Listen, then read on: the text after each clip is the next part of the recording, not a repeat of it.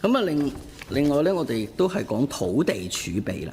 咁喺行政長官答問嘅時候，本人都有問過我哋嘅土地儲備，而家我哋收回咁多閒置土地，亦都有填海用地。咁我哋行政長官都有講，我哋嘅土地儲備有啲要嚟係留白，有啲係要嚟以後可以有充分嘅發揮嘅空間，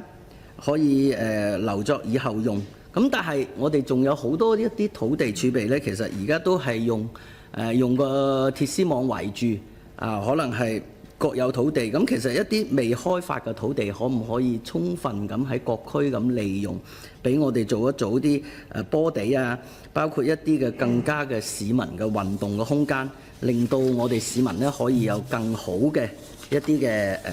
感受。咁其實我哋都檢視翻我哋而家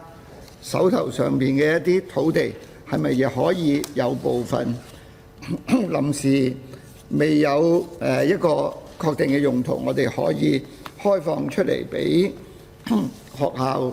或者公眾去使用嘅。咁我哋都有做咗一啲早前做咗一啲相關嘅研究啦。咁我哋係暫時喺呢個階段，我哋揾咗3幅土地出嚟。咁呢個係第一階段嘅。